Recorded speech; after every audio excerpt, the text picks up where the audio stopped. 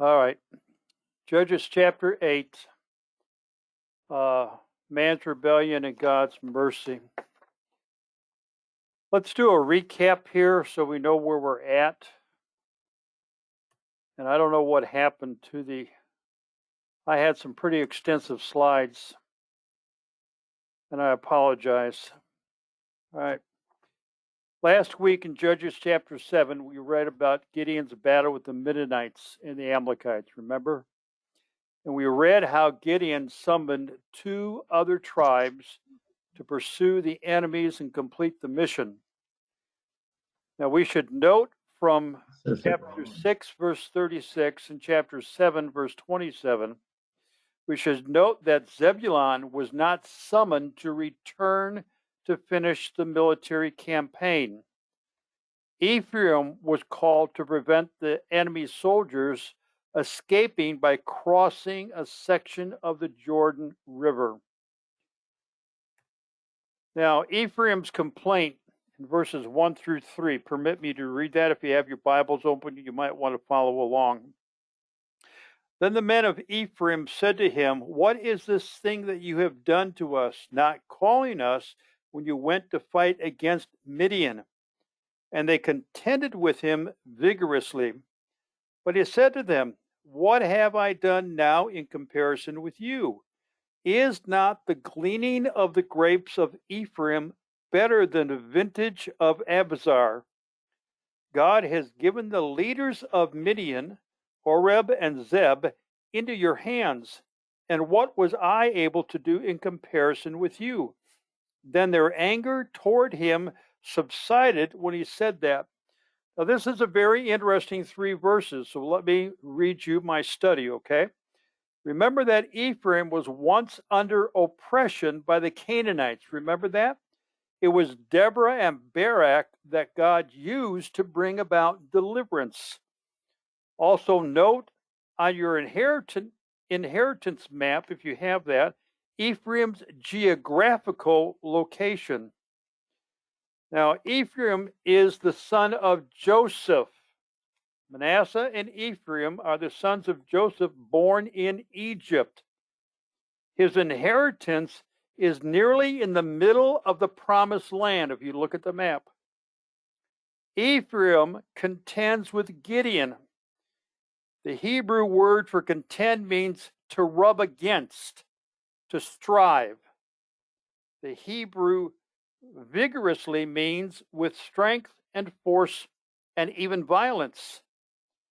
Their complaint is based on the observation and subsequent reasoning that they did not have the opportunity to retrieve any spoils of war, like clothing, gold, and silver. And we read about that in chapter 7. They felt cheated, seeing the bounty their fellow clansman was dragging behind them.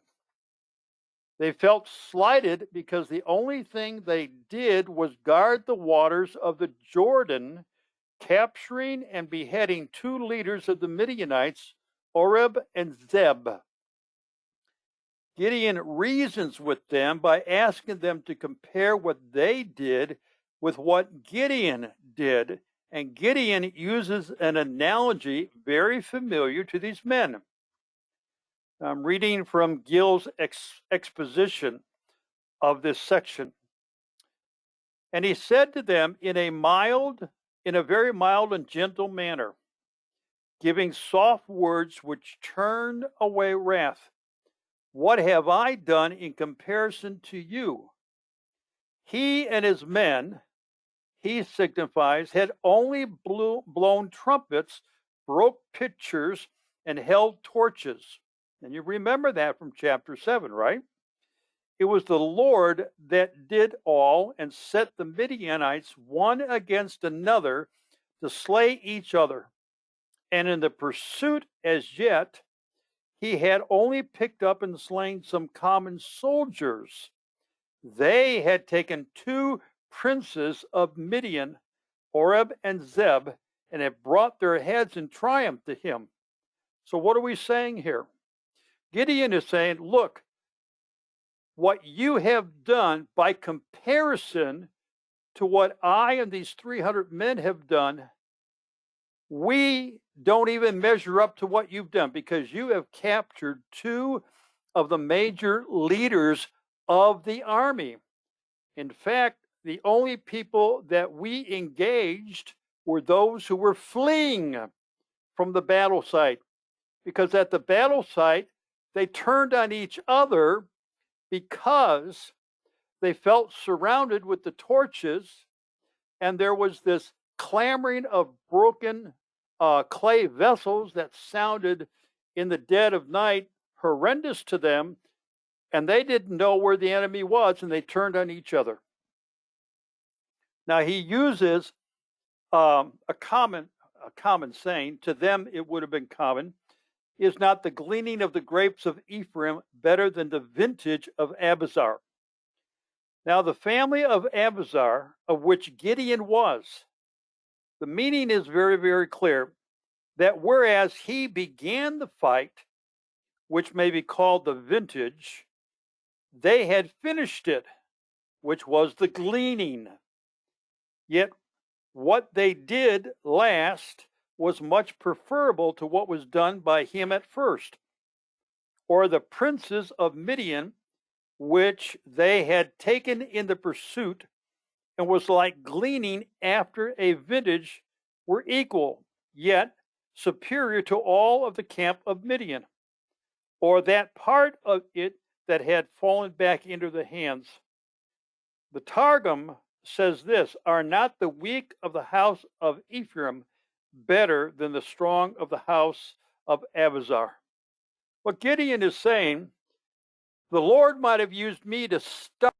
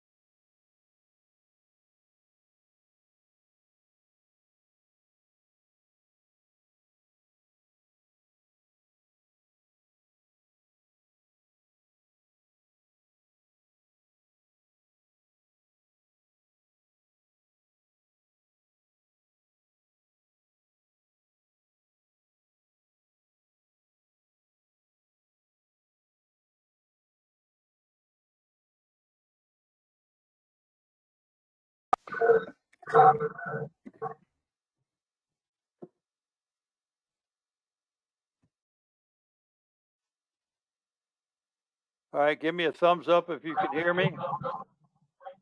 We can hear you. Okay. All right, let me just finish reading the passage.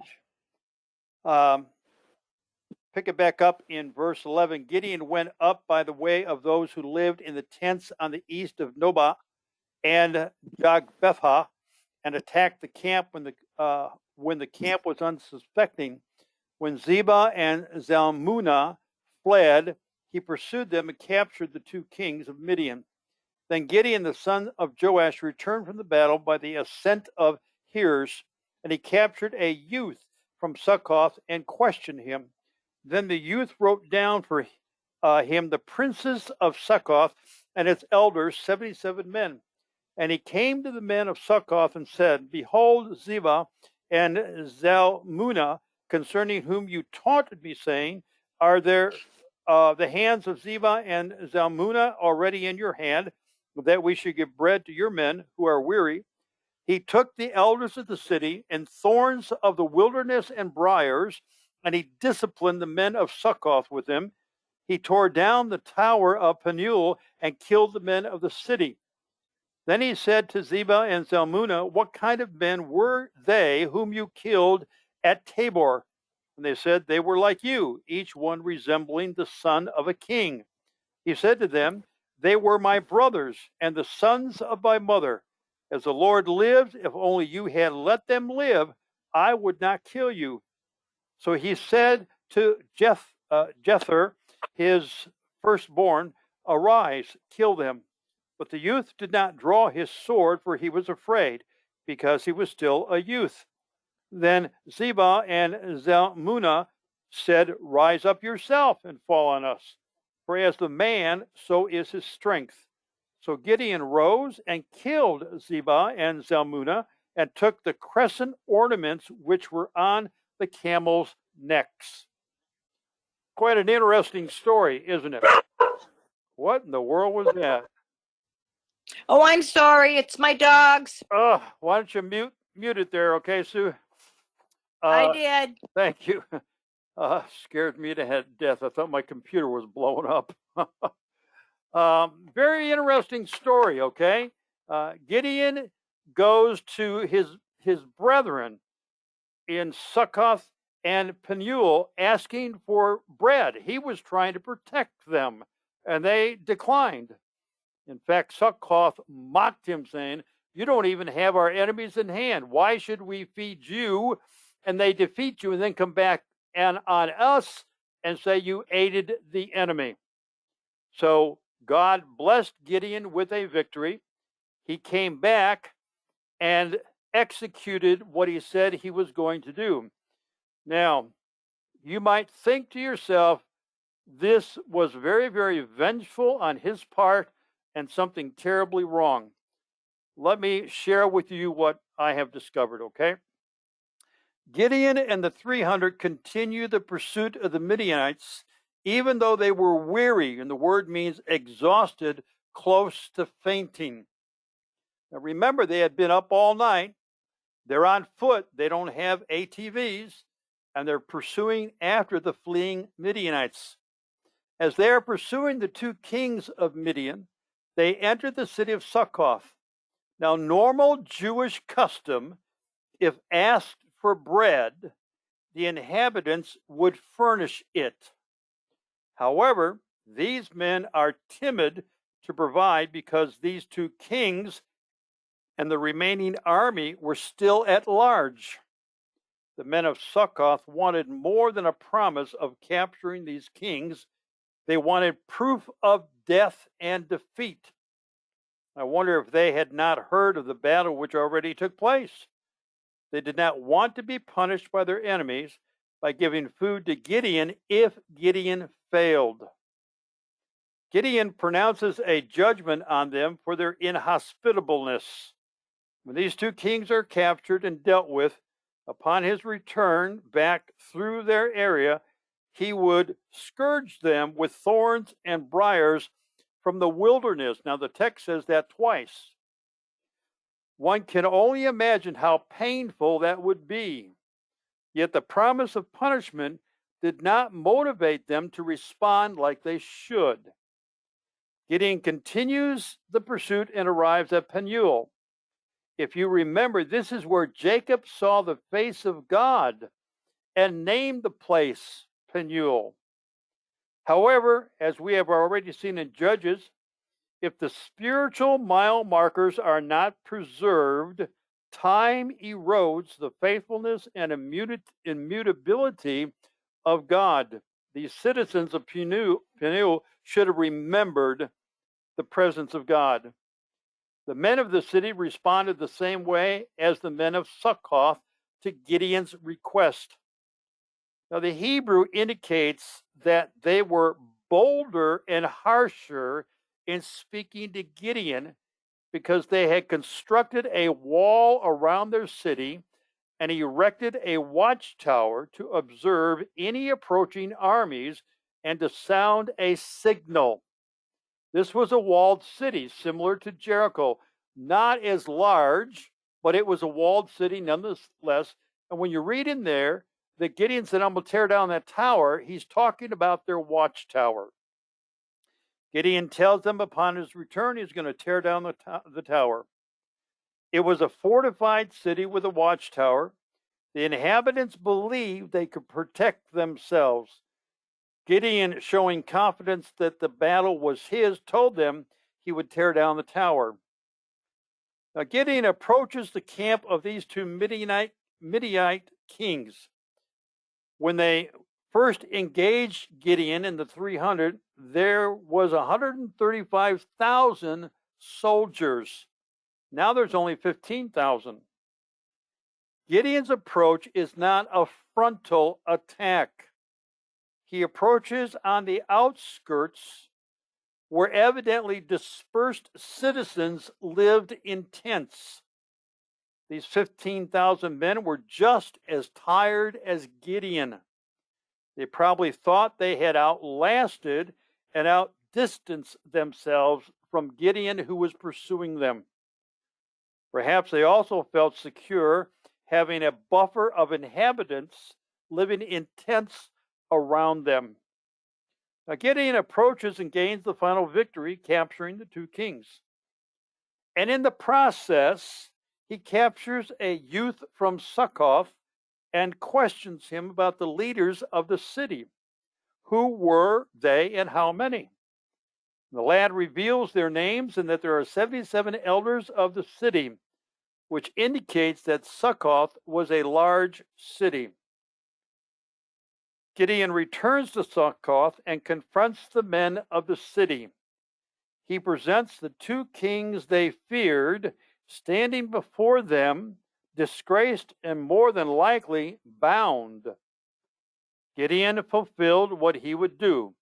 He punished the 77 of Succoth with briars and thorns from the wilderness, and he executed the men of Peniel and tore down the tower. Now he returns his attention to the two kings. He asks them what kind of men were they whom they killed at Tabor. Now remember, that was the rallying point for Deborah and Barak. What we've heard about Tabor before, Mount Tabor is the site of the battle between the Israelite armies under the leadership of Barak and the army of the Canaanites, King Hazar, Jabin, and the Caesarea, the commander. Gideon more than likely is referring to the previous raids by these two kings before Barak engaged and defeated them. It seems that they had escaped. Their general, Caesarea, did not, however. The two kings responded that they were like Gideon, but added that they had features like a king. The Hebrew word may mean local rulers or the elders of a city. Gideon calls these men his brothers and is referring to them ethnically, they were my brothers, they were Jewish, and they were sons of my mother, which is a typical way of referring to a Jewish lineage, indirectly, not directly. In other words, these men, they murdered not in war, but oppressive persecution. You need to get that. These men murdered not in war, but oppressive persecution, were significant to him, to Gideon, religiously and ethically. This was a personal situation. Had they let them live, Gideon said, he would not execute righteous judgment on them. Now it's odd why he turns to his firstborn son to perform the execution. Jether means abundant or excel. That's what his name means. Perhaps to help establish him as a military leader if he were to do this. But because he's a youth, he is fearful of what? We don't know. Repercussions? Jealousy by others who battled the seasoned warriors? We're not sure why he was fearful except of his age. At this point, the two kings mock Gideon. In essence, they taunt Gideon, saying, if a man is strong, he will perform strongly. And Gideon does. Now, a pagan practice Gideon adopts is removing symbols of power worn by the commanders and their horses. These half-moon ornaments were symbols of pagan idol worship to their moon god Ashtaroth in association with Baal. Why did Gideon remove these ornaments? Is he imitating pagan military practices of presenting the defeated icons before the living God? In verse 22 to 26, Israel's requests of Gideon. In these verses, we read this. Then the men of Israel said to Gideon, rule over us, both you and your sons, also your sons' sons. So they're going down 2 generations. For you have delivered us from the hand of Midian. But Gideon said to them, I will not rule over you, nor shall my son rule over you. The Lord shall rule over you. Yet Gideon said to them, I would request of you that each of you give me an earring from his spoils. For they had they had gold earrings because they were Ishmaelites. They said to him, we will surely give. So they spread out a garment, and every one of them, all 300, threw an earring from his spoil. The weight of the gold earrings that he requested was 1,700 shekels of gold, besides the crescent ornaments and the pendants and the purple robes which were on the kings of Midian, and besides the neck bands that were on their camels' necks.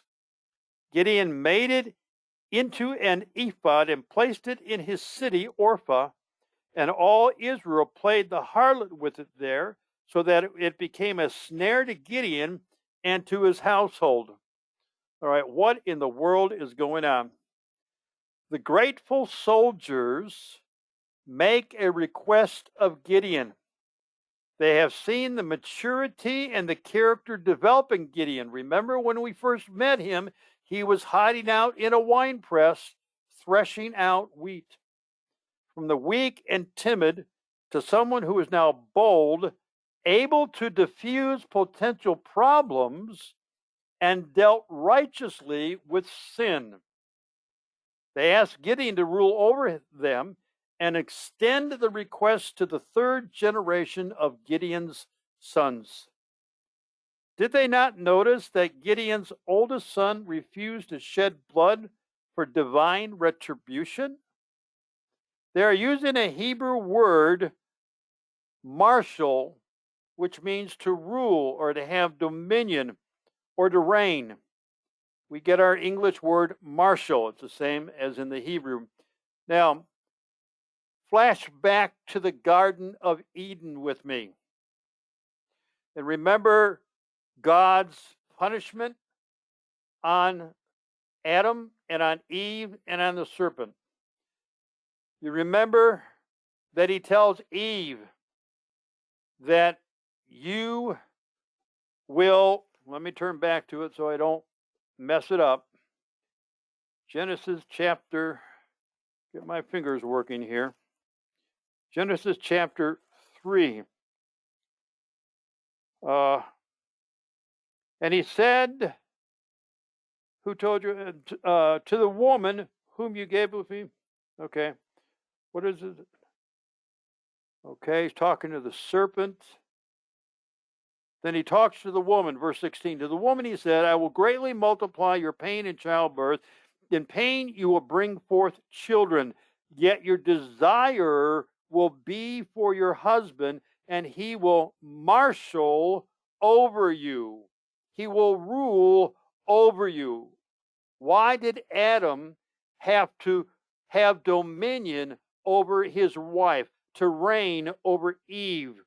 Because her desire will be to hang on to her independence that Satan convinced her that she could be like God.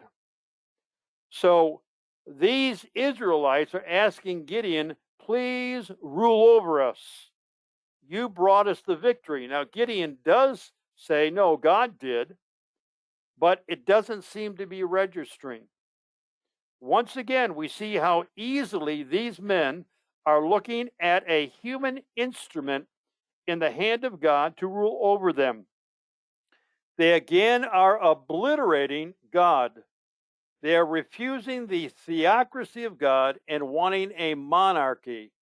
And we will see that come to fruition, or hopefully you have in your studies, with Israel and King Saul, where Israel went to the prophet Samuel. We want a king to rule over us like other nations. Gideon attempts to redirect their attention to whom should marshal over them. But they wanted someone visual, to see someone to have a sense of leadership and protection. And instead of leaving things alone, Gideon makes a request of them. He wants each man to contribute a gold earring from their spoils. Did not Gideon take any spoils that he has to ask those who waged war with him to contribute? Is Gideon wanting more because he was the instigator of the battle? Nonetheless, the men donate a gold earring.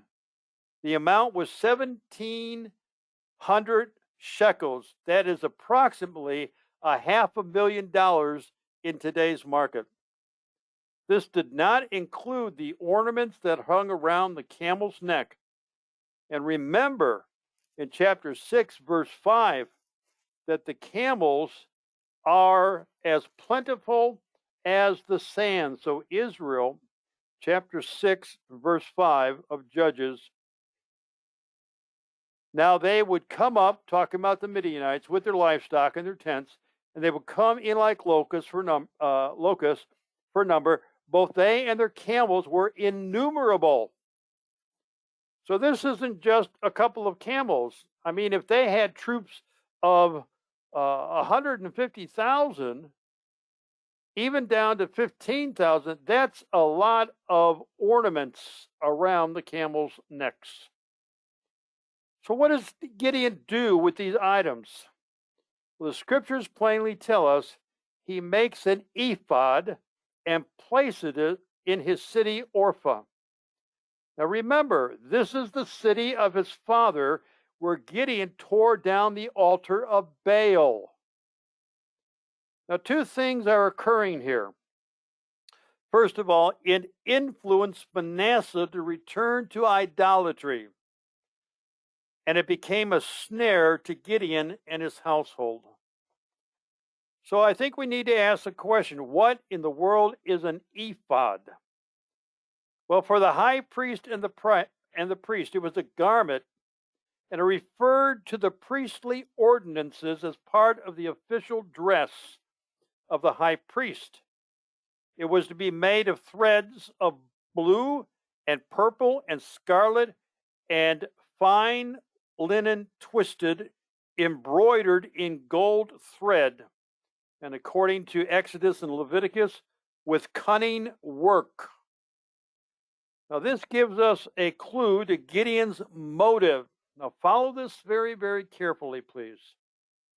Shiloh, the national sanctuary, was in the precincts of the fierce tribe of Ephraim, and Gideon may have been as anxious as Jeroboam afterwards was to keep some direct hold on the nation's worship as one of the secrets of political power.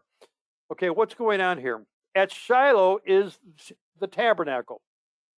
Shiloh is where the tabernacle was located.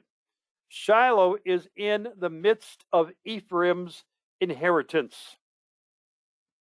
So what Gideon is maybe trying to do is he's creating a symbol of worship and perhaps also political power down in his city.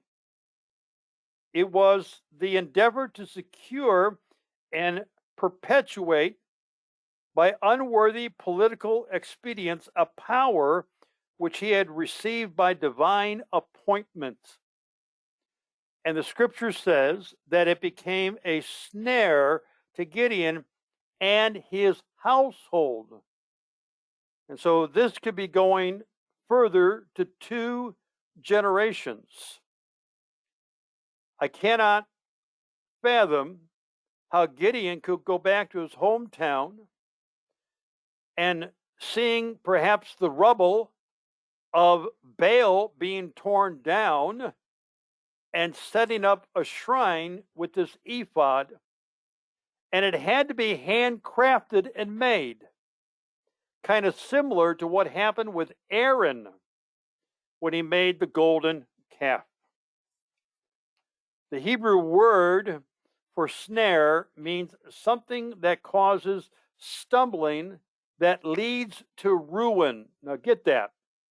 Something that causes stumbling that leads to ruin. And guess what? The cycle repeats. Verse 28, so Midian was subdued before the sons of Israel, and they did not lift up their heads anymore. And the land was undisturbed for 40 years in the days of Gideon. Then Jerubbaal, the son of Joash, went and lived in his own house. This is Gideon. Now Gideon had 70 sons, which were his direct descendants, for he had many wives. His concubine, who was in Shechem, also bore him a son, and he named him Abimelech. And Gideon, the son of Joash, died at a ripe old age and was buried in the tomb of his father Joash in Orpha. Then it came about, as soon as Gideon was dead, that the sons of Israel again played the harlot with the Baals and made Baal-berith their god. Thus the sons of Israel did not remember the Lord their God, who had delivered them from the hands of all their enemies on every side, nor did they show kindness to the house of Jerubbaal in accord with all the good that he had done for Israel. Now the land is resting for 40 years. Now, do you remember the significance of the number 40? It means something new is about to take place. And we see in these verses that Gideon is a polygamist. He has many wives that have produced 70 sons. No mention of daughters. He also has a concubine that produced a son named Abimelech, which means a common member of a social group. Abimelech was not from one of his wives. It was from a concubine. And we will see this again in the book of Judges. He's not a son by family lineage, but a son by common society norms. Now, Gideon dies, and notice how the Holy Spirit begins verse 33. Then it came about as soon as Gideon was dead, that the sons of Israel again played the harlot with the Baals and made Baal-berith their god. Now, the name means Lord of the Covenant. Baal-berith means Lord of the Covenant. Stated differently, Israel entered into a covenant with this pagan deity. Their focus changed. Verse 34 says they did not remember the Lord their God. They did not remember how God delivered them from all their enemies. They did not remember what Jerubbabel had done for them.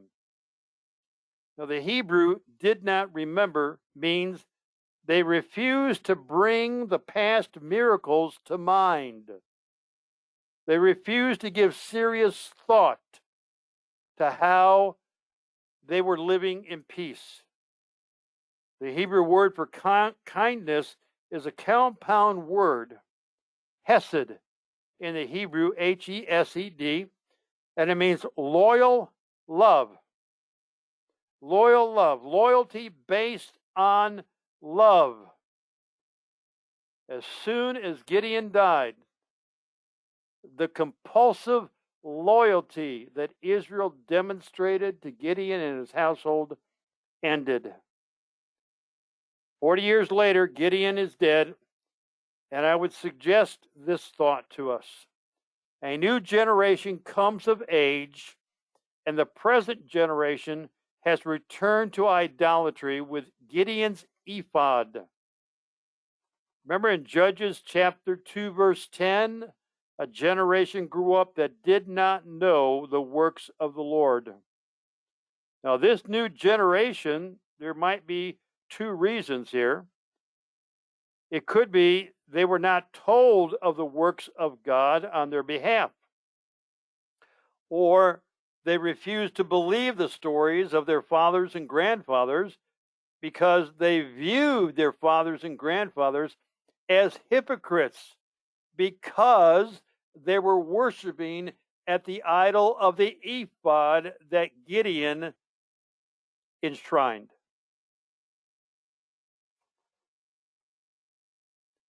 Now, I didn't print these lessons out. This was a backup slide that I didn't finish, so let me read them to you, okay?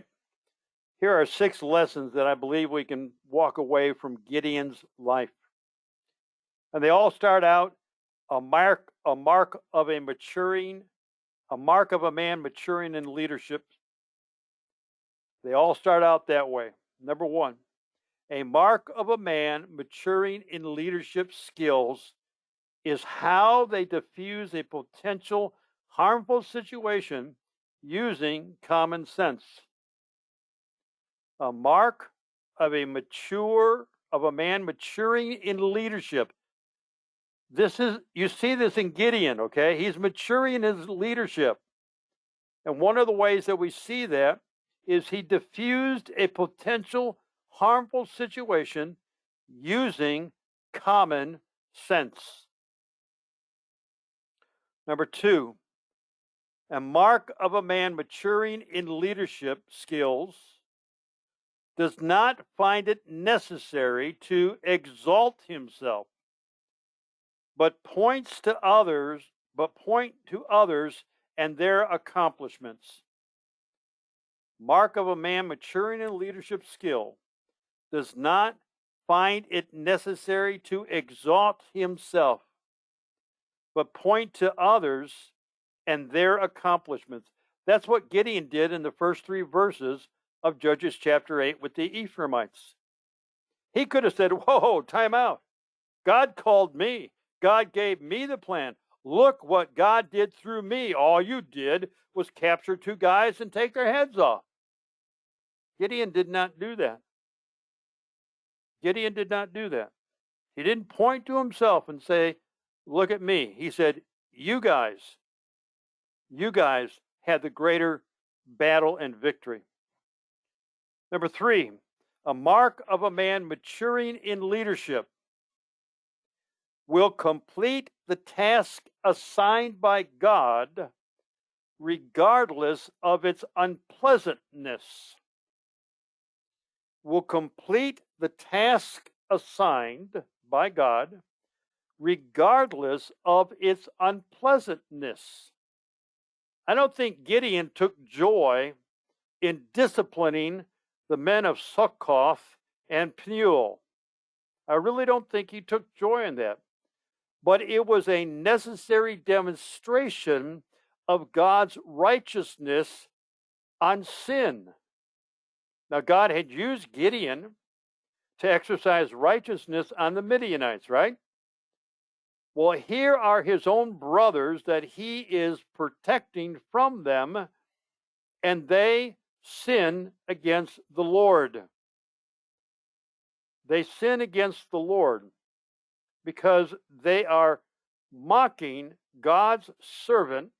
When Gideon said, give us some bread so we can continue our victory here, well, show us first before we give you bread. And then with the men of Peniel, they needed to be disciplined because they were putting their trust in a structure that they had built. And I guess they forgot what happened in a city not too far from them called Jericho when the walls came down. Number 4, a mark of a man maturing in leadership will be on guard for the next conflict.